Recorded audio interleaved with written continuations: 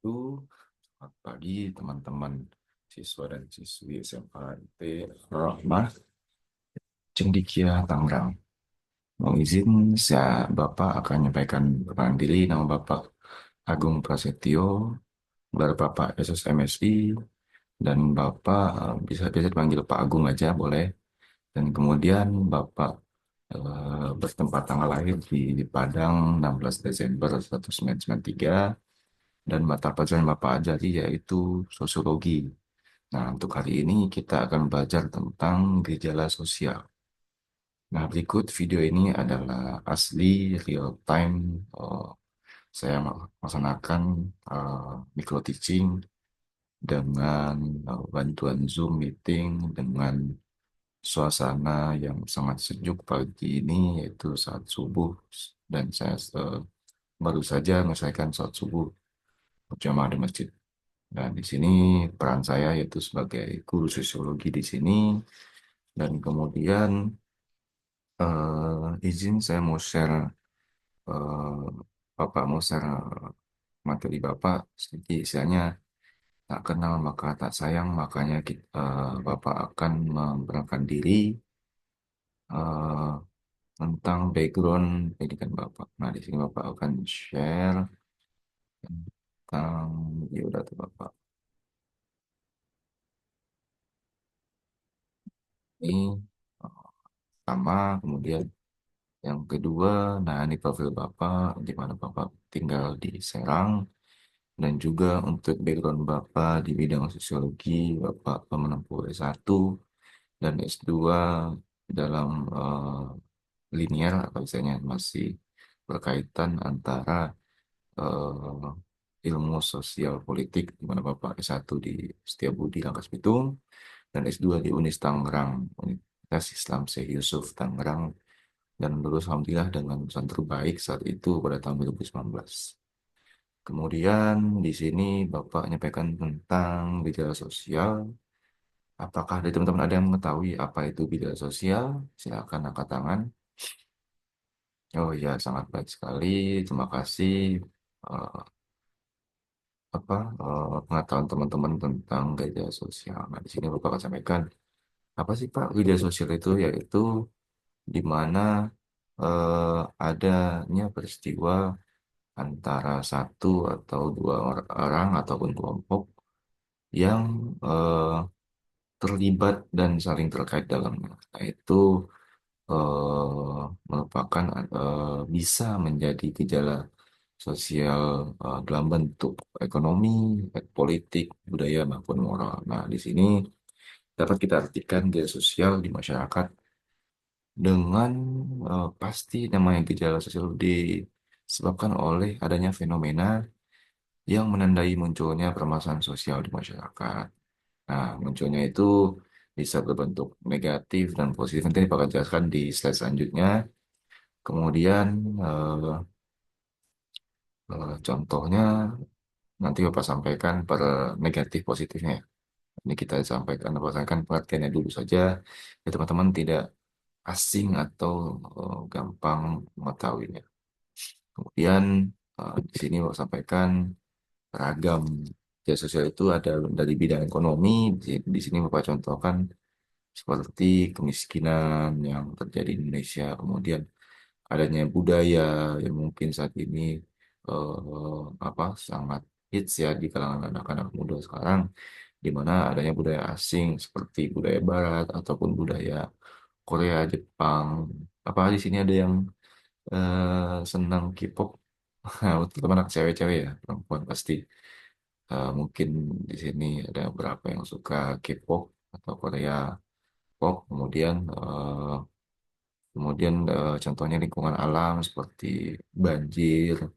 Ya kenapa Pak nggak boleh buang sampah sembarangan? Nah itu bisa berujung ke banjir, di mana sampah yang kita buang asal itu ke sungai kemanapun itu bisa mengakibatkan adanya banjir, sehingga sungai pun tidak bisa mengalirkan airnya dengan lancar, terhalang oleh sampah-sampah yang sembarangan.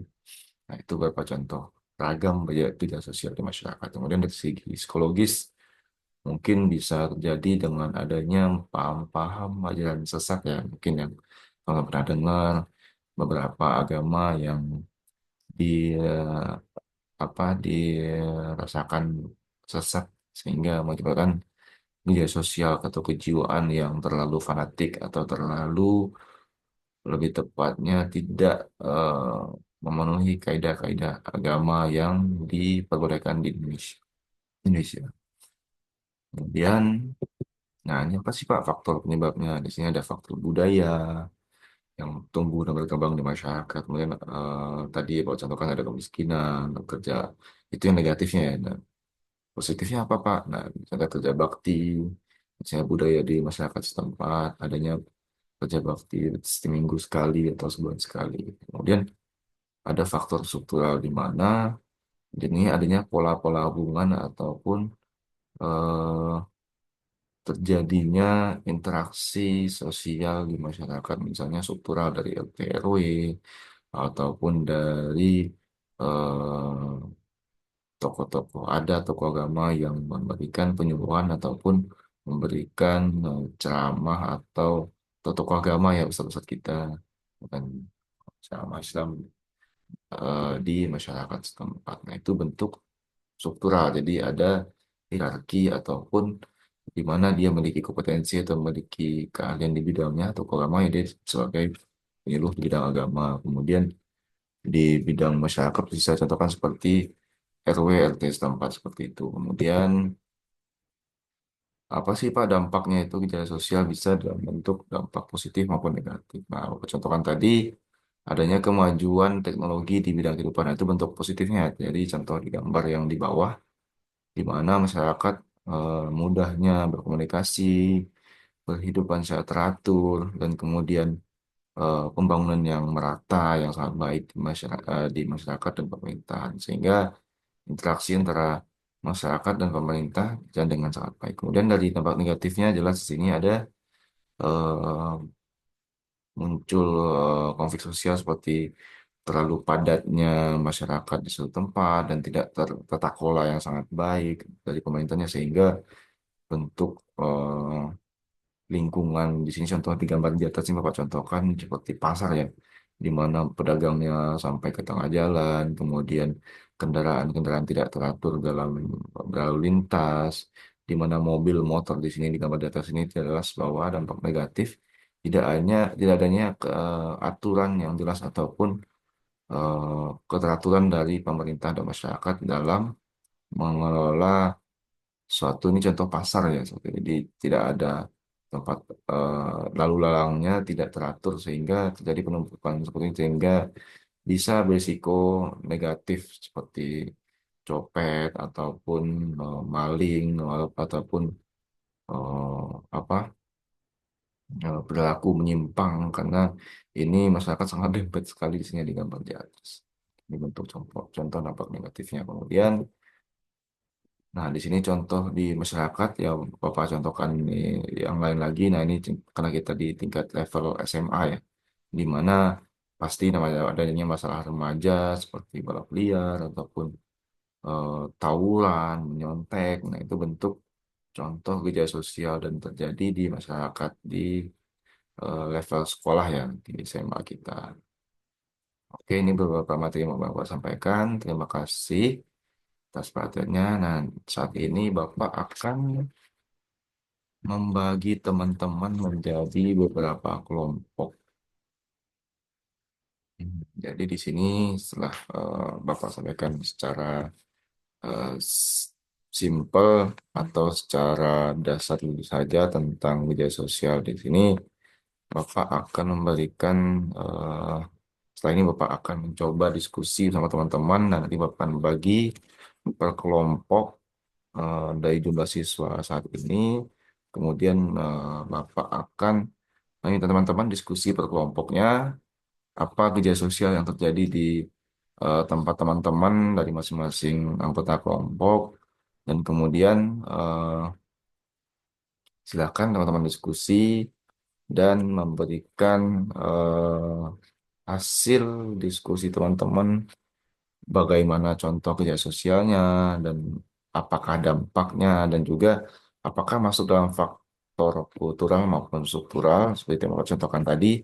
Kemudian apa sih dampak negatif dan positif yang teman-teman rasakan di masyarakat. Nah, nanti Bapak akan beri waktu sekitar 10 menit sampai 15 menit buat teman-teman diskusi. Nah, kemudian teman-teman sampaikan hasil diskusi kelompoknya per kelompok ya nanti. Dan kemudian teman-teman silakan memberikan ide dan masukannya terkait media sosial ini dan kemudian Bapak harapkan adanya interaksi antar teman-teman sehingga apa kita bisa menganalisa ataupun memberikan saran masukan atau lebih tepatnya apabila menemukan media sosial masyarakat apa apa peran dan eh, fungsi teman-teman sebagai siswa sekolah. Nanti ketika teman-teman sudah selesai berdiskusi dan sampaikan eh, hasil diskusi kelompoknya dan nanti eh, kita akan lihat seperti apa hasil diskusi teman-teman per kelompok. Silakan dibentuk ketuanya, sekretaris siapa, dan anggotanya siapa, tetapi tetap harus bersama ya antara anggota kelompok jangan sampai hanya sekretaris dan ketua yang eh, sibuk. Jadi teman-teman semua harus aktif di sini. Oke, terima kasih atas waktunya dan ini waktu dan kesempatannya. Bapak mulai waktu dari sekarang, silakan teman-teman diskusi ke kelompok dan dimohon untuk tidak terlalu berisik ya karena itu di kelas sehingga pembelajaran berjalan dengan efektif dan lancar. Oke, terima kasih teman-teman. Silakan dilanjut diskusi kelompoknya. Nanti kelompok akan Bapak bagi per sesuai dengan jumlah siswa. Oke, terima kasih. Assalamualaikum warahmatullahi wabarakatuh.